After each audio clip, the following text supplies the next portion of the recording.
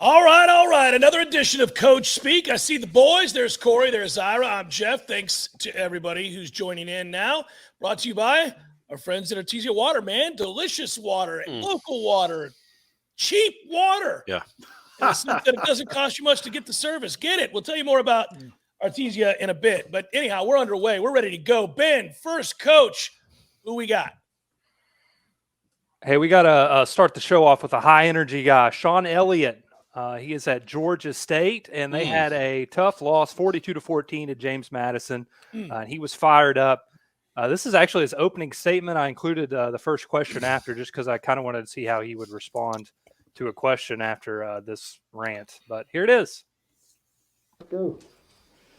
Well, it's pretty obvious that we got our ass kicked today by a pretty good football team. And they get all the credit. James Madison's a good football team coming in here undefeated. Man, was he playing? In the league, all that stuff right there. You'd have thought we'd have doggone showed up to the party today to doggone fight this team. But man, we fought for a little bit. We didn't fight for 4 quarters. It was I can't put my finger on it.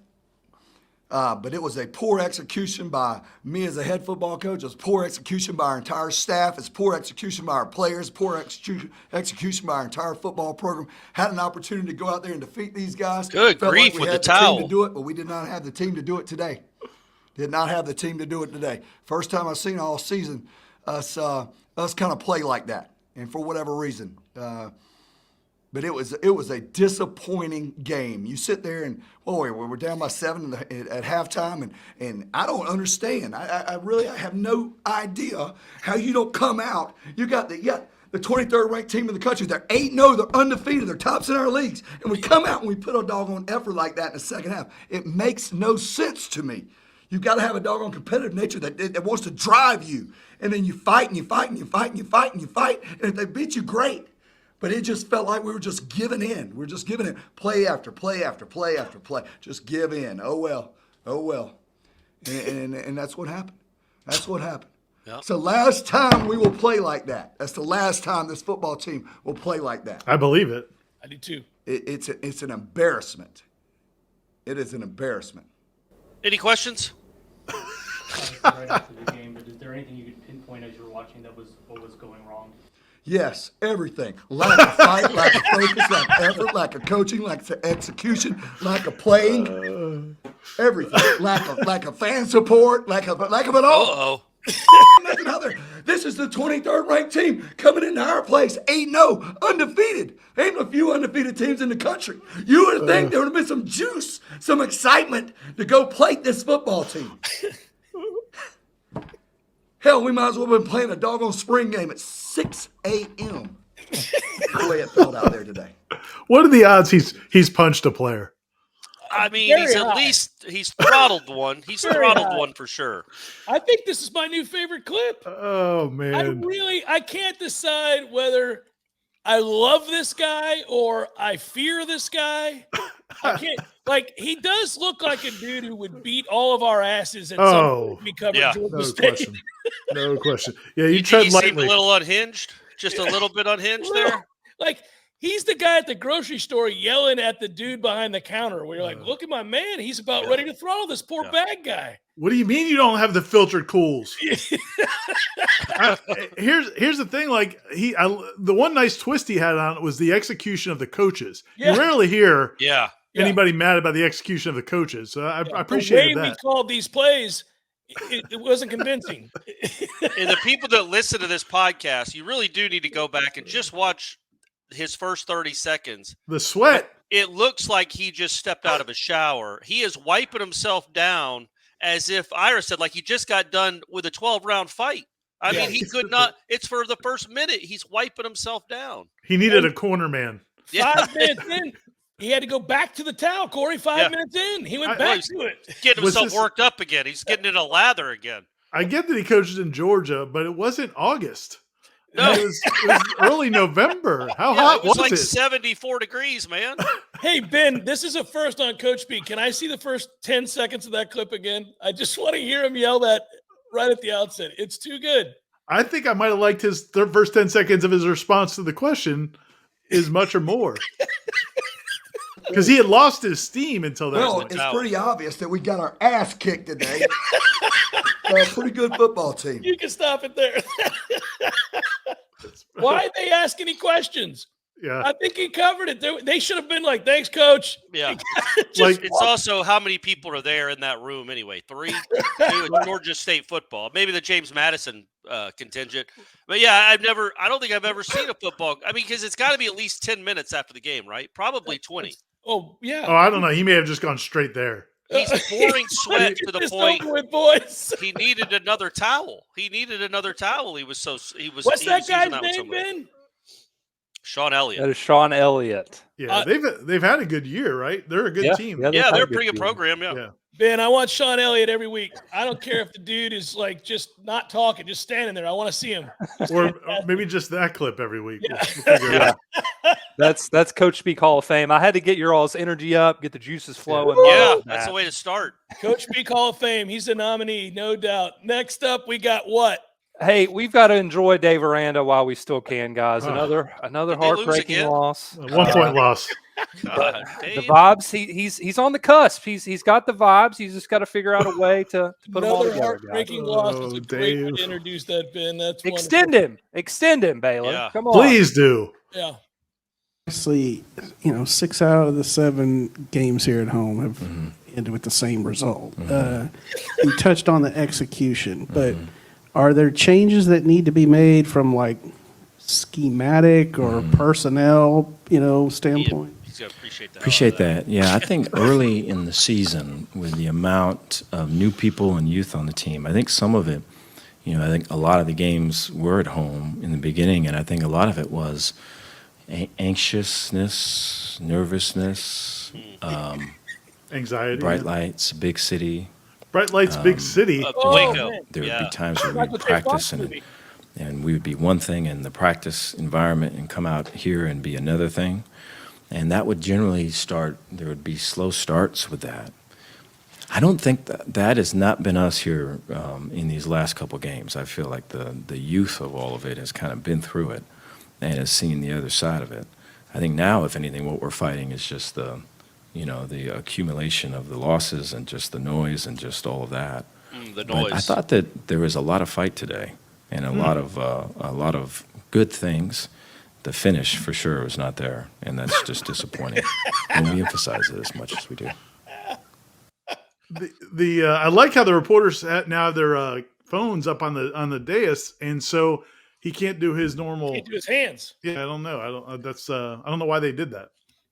I don't think we normally get him after games. We get him like the Monday after, I think, though, because the backdrop was so different. Oh, Usually so the maybe that backdrop was- is the stadium, and you can see all of beautiful Waco.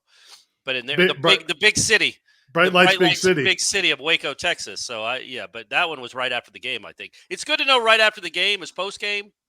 Same kind of feel, same kind of energy. He doesn't need a towel, does he, Jeff? No, he's not going to need a towel ever. I will say this. I will say this. I like that the reporter wanted to, tell him something I'm sure he's very aware of at the outset. 6 out of the 7 games played here at home have ended the same way, Coach. Yeah, with an L, with a loss. That's just brutal. Yeah, We love it. We love you, Dave. it's tough covering a bad football team.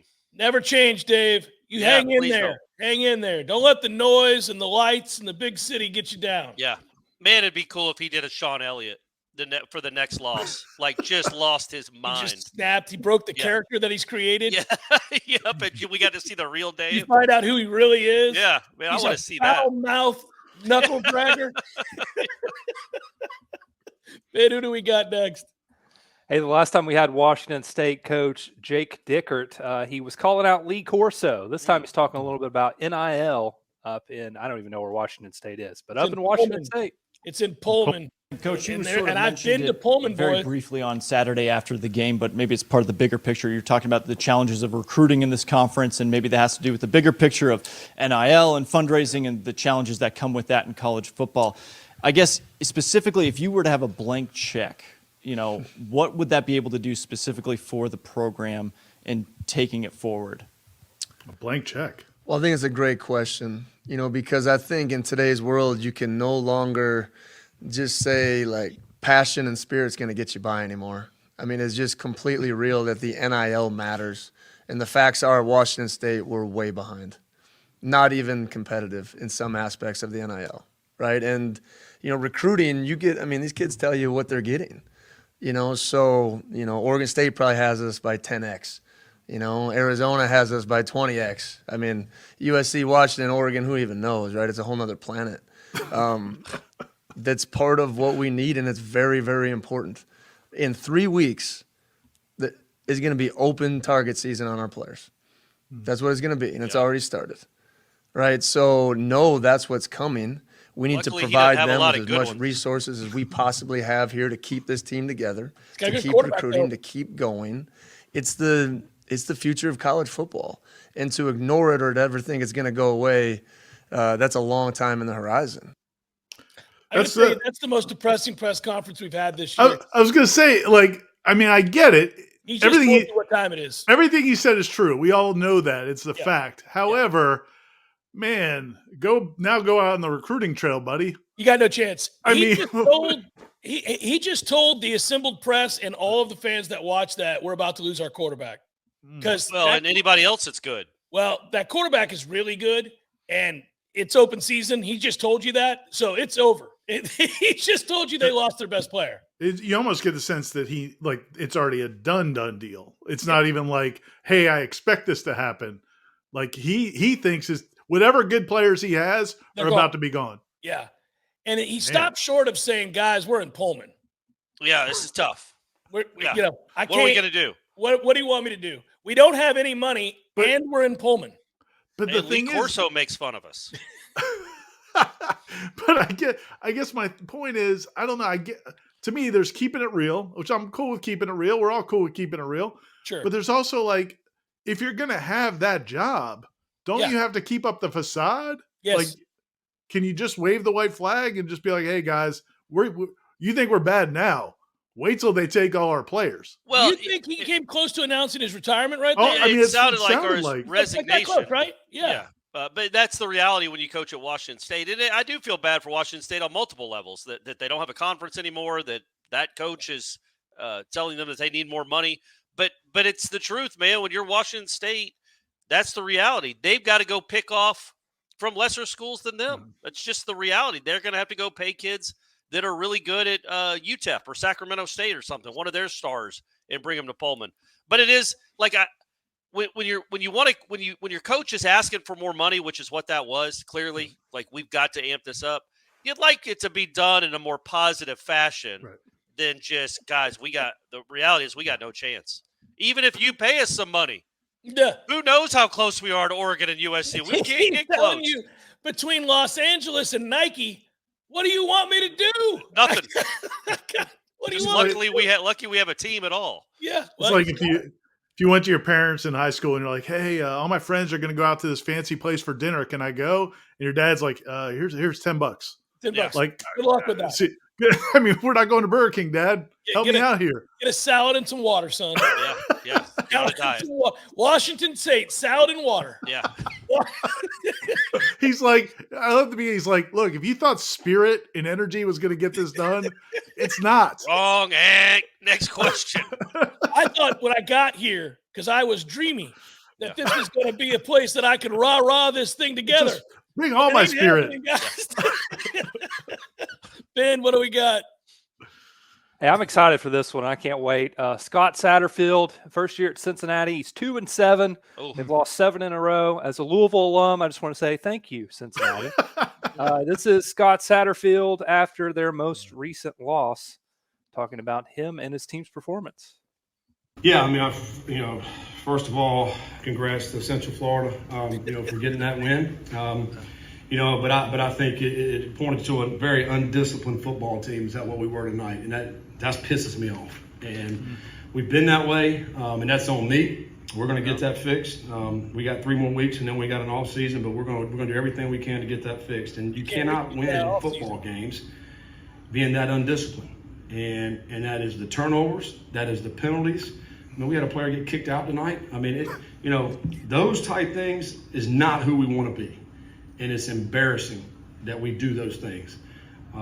We got to get that fixed. and we're going to continue to work hard to get that fixed. Whoever wants to show up in that locker room tomorrow, we're going to continue to work on that. And that's what I told them in the locker room just then. That's unacceptable. I feel like a broken record coming in here. We're out gaining teams by over 100 yards, and yet we're on the short end of the stick. And it comes down to, I don't know, you can pick the number of plays, 6 or 8 plays, but they're a difference in the game. And that is what's frustrating. And I know it's frustrating to our crowds that show up, and I appreciate everyone that shows up out there and that, have to look at that crap, and it pisses me off. And we got to get that fixed. I know that. We understand that. And we're going to. He's reading something. Because we did some great things tonight. And that gets overshadowed by some undisciplined play. It looked like, to me, you're right, Ira, it looked like a 6th grader giving a speech. So you're talking. But don't read the whole time. Don't look down the whole time. Every now and again, look up and finish your sentence and then look down and read some more. That's exactly what it looked like. He was looking down. He at least had some talking points. He at least had some talking points. He had some little bubbles, some little Post-it notes or something on really disappointed. Yeah, looked like crap. Looked like crap. Crap was probably all caps with exclamation points. Yeah, make sure you apologize, but also take the blame. So he had that in there. At least he did that. He sounded like a director who was showcasing a film that producers gave him money for, and they all watched it together, and he knows it's terrible. Yeah. And he's like, look, I'm sorry you had to sit through that crap. What? We'll get it fixed. This is awful. I had 2 questions. One, did it seem sincere? It almost seemed like, I know I've got to tell you I'm mad at them, but I don't really care. I mean, he didn't seem like it wasn't like the guy from Georgia State. Like it wasn't. I do care at Georgia State.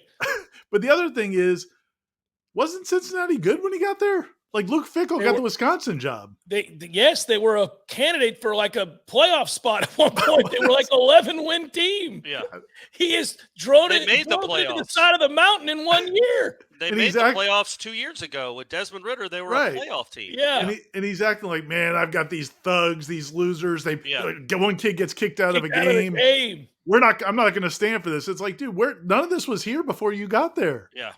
And weirdly, Louisville is much better since he left. Scott, this has got to be a tough day for you. This program is ass, and look at how well Louisville's doing. Yeah. What do you think, big dog? Yeah, what's going on? What's the common denominator? Yeah, what's going on here, Scott? They won 12 games before you got here. You're a 2-win team. Louisville's about to try to play for the playoffs. Yeah. He should break out look, guys, what I do is I build programs, and I hand them over to somebody else and let them take it across the finish line. Yeah. But I'm here now, and I'm going to rebuild this one just like I did down there. Don't give me a ready-made product. Don't need it. Don't want it. I'll tear it down. Shambles. Yeah. I need it to be in shambles, fellas. Yeah, the whole thing, his whole mannerism seemed like, number one, he had done it before. It seemed like he was saying it by rote. Like he had said this stuff before. It seemed very, common. But also, I didn't buy any of it. Didn't look like he really meant any of it. Didn't it seem fake? By the way, doesn't it make you scratch your head when you see a guy like that who's disingenuous and doing a poor job? It makes you wonder what came across in the interview process that the athletic director was like, that's the dude. That's the guy that's got to lead our program. Barely winning at Louisville. It's nuts. All right, Ben. Hey, with all those 200 analysts or whatever it is that Florida has on their team, you would think that things that are happening in Gainesville would not continue to happen. And especially Billy Napier's kind of cluelessness when he's asked this question, too. A second ago about special teams, another field goal with only 10 guys on the field. How does that keep happening? What play are you talking about specifically? Field goal block. Arkansas's 37-yard field goal in the second quarter. So our field goal block team is what you're saying. Yeah. Can you pause for a second? So we had a player injured. So how many plays did they only have 10 guys out there on special teams where he needs the clarification? Yeah. What play are you speaking about? And then the other reporter jumps in like he's like, oh, it's the field goal block. Field goal block, buddy. He's just like, oh, so you're gonna like it's this. I mean, it's stalling, I guess. Like, every week he gets asked this question because it happens every effing week that they have special teams problems. And he's resorting now. He does it each week. He did it last week too. He resorts now to turning it around on the reporter because he wants to see if the kid's paying attention, I guess, because he always asks which player, what are you talking about? He knows damn well what they're talking about. It's ridiculous. He's trying to play a game of gotcha. Yeah. Anyway, sorry, Ben. Billy. On the possession, the play right before, and ultimately that's what contributed to that. The backup wasn't quite on the same page, and that's what happened. One of those has an individual explanation, but I think what frustrates fans, I mean, we're getting it, and you're hearing it, I'm sure, is why these things keep happening, 9 games into the season. Right. What, like, when somebody says, what the hell's going on? What do we tell them? Well, I think look, we can do it better. Yeah. There you go. It's pretty simple. Get 11 out there. Yeah. There you go. Pretty simple. So he doesn't have a special teams coordinator, right? He does not. Famously, but somebody is in charge of this part of his program. Sure. Ultimately, the head coach is in charge. Sure, of all but of it. he has an underling that's supposed to be handling this. And is the way he's answering this question basically screaming at the underling that he's not doing his job without doing it, without screaming? Do you know what I'm saying? How many weeks in a row are you going to do? Yeah, man. I mean, remember, it was wasn't it like week 1 or week 2 where he had the 2 number 3s out there? They cost him the game. It basically set. And so, to me, after that point, yes, you have people. For people that don't know, even if you have a special teams coach, every assistant coach has a role. So one assistant coach will handle the punt returners. One assistant coach will handle field goal block. So they split up those roles. So yeah, there's somebody that has it, but you also could have one person whose job it is to count to 11. Yeah. Like what some teams do is players do it. Yeah, and some teams will actually put a mat on the ground with 11 sets of shoes or 11 numbers, and the special teams guys have to stand on those before they go in to make sure, do we have 11? Yes, we've got 11. Because it's embarrassing when you don't have 11 people. None of us can draw up. I mean, well, Jeff might be able to draw up some plays. Fans don't know X's and O's. They can't decide whether or not this guy has the right technique on this play or whatever. But we can all count to 11. Yeah. And so when you screw that up repeatedly, man, that's not on an assistant coach. No, but I'm saying, I think, because it looks like he just doesn't care. The way it's coming across is like, man, whatever. We got to do better. Because he doesn't want to give in. Right? The gritted teeth is he's trying to show the fan base he's really mad, but he doesn't want to call out his assistant. But at the end of the day, the fans don't care about that. They're mad at him. And he needs to own up and say, this sucks. I can't believe we keep doing this. Well, Ben pointed it out. Florida has the most analysts besides Alabama of anybody in the country. Right. Yeah. It was a point of emphasis to have this many people paying attention to detail. It's bizarre. I don't know that I've ever seen it. Have you ever seen one segment group have the same exact issue repeatedly? This is the 4th time this year they've had 10 men on the field. Yeah. In a special team situation. How's that? Well, and that's why problems on special teams too. That's why I appreciated the follow-up question, because Napier's like, yeah, the guy got injured and the backup wasn't on the same page. And the guy's like, yeah, there's explanations for all of it. The real question is, why the hell does it keep happening? Like every team have people, all teams across the country have people injured. The backup knows to go in the game when it's their turn to go in the game. It's bizarre. I've never been a part of a team or covered a team or been around a team in which people didn't know they were on special teams. Yeah. It's if you're on punt team, if you're on field goal block, if you're on return, And also, if you're engaged and you're a player that wants to get on the field and you're a backup, yes, you're excited. Yes. You're not happy your teammate's hurt. That's right. But you're like, here's my shot. I get to go out there and play. I Maybe I'll make a play. Yeah, I practice all the time to be a backup. Here's my chance to go out there and play. It's bizarre. And I'm over there, hanging out with the. No matter what happens in the Florida game against LSU this weekend, the first question, whether they did anything wrong or not, should be about special teams. I want to see what Napier does. Yeah, especially if they win. The special teams question, please. If they win, bring up the special teams. What do we got next? Hey, we got Mike Gundy, big win in Bedlam. Potentially the last time those teams ever meet in the regular season, probably will be. And a reporter asked if he was going to miss playing Oklahoma in the regular season. He went on to kind of detail how he approaches end-of-game situations in terms of scouting and so forth. All the press conferences, but like this year, I was talking about TCU, and then I realized we don't even play TCU. So I need to quit watching them, and I need to take notes on other teams that we're going to play. So that's when I go home tonight. Like I'll get a Big Chief notebook and a crayon, and I'll take notes on everybody we play while I'm sitting there drinking a Diet Coke. And I'll do that until I get double vision, then I'll go to bed. But the point being is, at some point when we're not playing them, so it's not as important for me to watch them, it'll probably set in more so than now. He stayed at the dais, guys. Yeah, he did. That was odd. What was that about? I also Face the think, mic. I also think, man, he put a little extra product in the hair this week. I mean, I think he's feeling good after the big win in Bedlam. He looks like that guy on the History Channel that does all the fake alien stuff.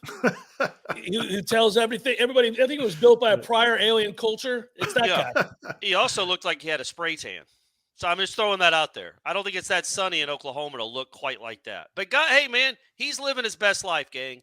What is he? He's a man. He's like 52 now, right? 51, 52. And they have a good chance to actually win the Big 12. Yeah. Now. And his hair is outrageously luxurious. I mean, it's just incredible.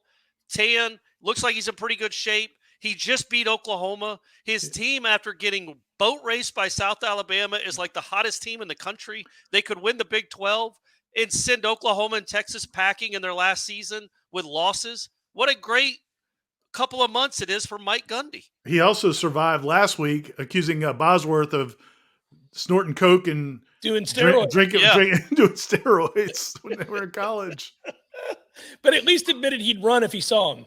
Yes, kick him in the shin and run. Yeah, he's getting out of there. He wants no part of a drunk, steroided, coked out Bosworth. Nobody does. Not now. Nobody does. No. Even Not this version of City. Bosworth. That's good. The Dr. Pepper ones, they stay away from them on set. Everybody's like, no. I ran into Boz, by the way, in Miami at a restaurant one time and talked to him for 10 minutes. He was quite pleasant. When he was his old self or his new self? It was when Florida State played Oklahoma for the national. When he was his old self. When he was 20 years ago. 20 years ago. Yeah. So he was probably an adult-ish. I was there. He was an adult. I was there with my dad, and he walked right by, and I was like, "That's the boss." And I walked up to him and started talking. He was cool as hell. There are a few players in like sports history that did less in the NFL, but have so many iconic moments. I mean, the Bo Jackson play, it's not one he likes to talk a lot about, but I mean, that's an iconic play.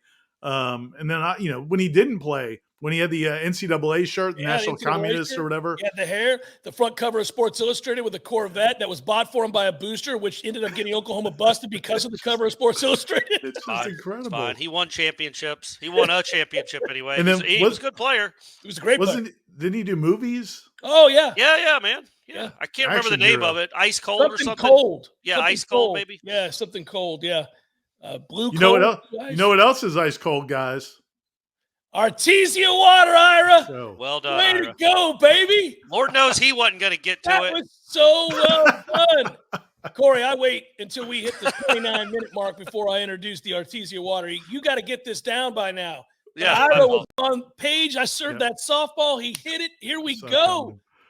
ArtesiaWater.com is the website, people. If you live, again, this isn't open to everybody that watches Coach Speak. We've talked about how it's the fastest growing show on the internet. Artezia Water right in here. I put a little noon in there so I can get my electrolytes, but that's Artezia Water, baby. Of course it is. I can tell the way it's sparkling. If you're in North Florida, up into South Georgia, South Alabama, go to their website, artesiawater.com, Artesia with a Z, and it comes from an artesian well in North Florida, in the Panhandle. Yeah, I think it's in Bonifay. It's in the northwest part of Florida. So it's locally sourced. It's coming to you fresh. It's delicious. You can get a cooler in your house like we have. All of us have them with the 5-gallon jug. How quickly do y'all go through your jugs? Well, I've got 3 people here. Jeff's got more people. Yeah, I know. How quickly? We went through 3, I think, in the first month. We went through 3 as well. In the first month? Yeah. Okay, well, I went through 1 in like 5 days. All right. By myself. But I still have only gone through 1. And when I came home the other day, there were 2 jugs waiting for me. Yeah, that was the delivery day. It's going to be a math problem I don't think I can solve. And I'm going to end up with jugs all – because it's just me living there half the time. I'm going to have jugs all in my kitchen. I can't drink water fast enough. Corey, don't let Artesia know. You should sell them on the side. I know. You probably will have that problem, but they give you a delivery schedule and they tell you when they're going to come pick up your empties. And you just put them outside. They take them like the old milkman. Yeah. And then they'll bring you new water. And again, we can't speak highly enough of the coolers are awesome. It's super cold, ice cold, like Boz would like. And go to artesiawater.com. Tell them you like Coach Speak, you watch Coach Speak, and they're going to give you the first month free. So support them. And we've got Knowles. They've got Knowles running the company. And so if you're a Florida State fans watching this, if you're not a Florida State fan, don't hold that against them. Maybe we should scrap that part. In fact, if you're not a Florida State fan, Ira didn't say that. You imagine that. Artesiawater.com. All right, Ben, let's check the next coach. Hey, guys, we've got one more. I did want to circle back to Mike Gundy. I thought it was funny. They asked him later on in the press conference, did you think that you guys were going to be here after that South Alabama loss? He said no. And he said, if anyone in this room thought that, then you should go to Vegas. I thought that was pretty funny. Well done. Okay, last one. I'm going to give a little background here to start off. This is Curt Cignetti. He is James Madison's coach. The Dukes are 9-0. They take on Jim Mora and UConn, who is 1-8 this week. James Madison is favored by 25. UConn ranks 125th out of 133 FBS teams in scoring offense. They're 117th out of 133 in scoring defense. So just keep that in mind when you hear Coach Curt talk here about his next opponent. On coming in here, their record isn't great, but you pointed out the other day that they've played some teams tough. Yep. What do they do well that'll be a challenge for you guys? Well, they're capable. I mean, they led NC State. That's an endorsement. And played them close in the opener. Led Boston College, lost by a score. Played Utah State the week after we did, and they were ahead of them and lost by a point, 34-33. So they're a very capable football team. And they're very well coached. Their offense is got an excellent design. They lost their starting quarterback, second or third game of the season. Right. The starter's a transfer from Penn State. They've got a lot of FBS transfers on their team. And it's one of those kind of, they're really good at running the outside zone, first of all. All right. And that's their bread and butter. That's what they do. Line coach from William & Mary. Back a couple years ago, we remember going down there and playing, giving up a couple 80-yard runs on the outside zone. Say no more, Coach. And the offensive coordinator was the head coach at Maine and the coordinator at Maine.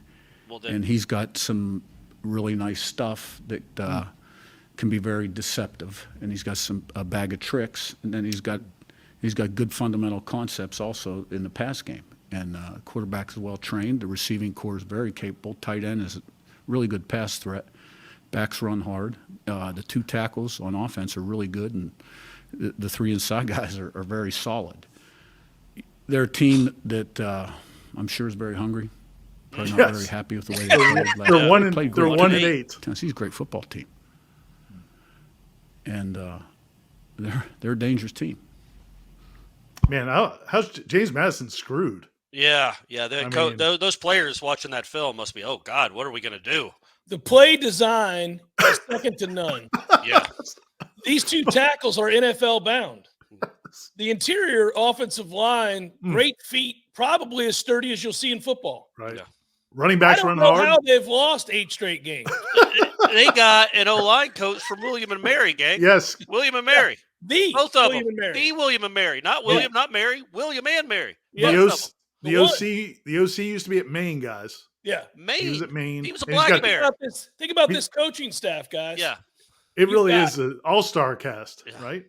That's why they're in the game against against BC. Utah State. They were in the game against NC State. But guys, good Lord, look at this all-star coaching staff. You've got Maine, William & Mary, a disgraced former NFL head coach. You've got everything you want at UConn. They haven't put it together with wins and losses and the things you guys care about. But when you really break down the film, I've never seen a team more capable. I wish I could bring you all into said film room and you could see what we're talking about here. A picture of excellence. Capability everywhere. Capability everywhere. Now, look, they're capable of making plays. They don't ever do it. They don't ever do it. They never make those plays. But it's in there. I'm telling you, it's in there. I wish I could coach them. I wish he had said, guys, this is the best 1-8 team in the country. Yeah. I want you to find me a better 1-8. There might not be a better 2-7 team in the country. It doesn't exist, fellas. I'll save you the time. It sounds like you need to take Connecticut in the points. I know a lot of people watch this show for gambling advice, but it sounds like Connecticut's about to. At one point, they're going to reach their ceiling, and it might be this week. They might find their capabilities this week. I also like when he's like the backs run hard, and Ben pointed this out to me before the show. Their 2 running backs quit the team. Jim Mora told us their running backs already quit the team. That's right. Yeah. He doesn't even know who these guys are, but they got some guys back there that run hard. They run hard behind those 2 all-world tackles. Yeah. And I can damn well tell you that play design is sweet. It's incredible. If UConn shocks the world this week, then I think Coach Cignetti's going to give us a call. Yeah, but he would be like, I told you so. Y'all made fun of me, but I told you how capable they were. I gave you every hint I could. Yeah. I mean, I was very thorough in my breakdown of that team. You think there's ever been a better 1-8 team in the history of football? Probably not. Probably James not. Madison hadn't played him. ArteziaWater.com. Go check them out to learn more. It's delicious. That's Corey. That's Ira. I'm Jeff. Thanks for watching. Ben, you did a great job as always. Be good, everybody. We'll talk to you on Coach Speak next week.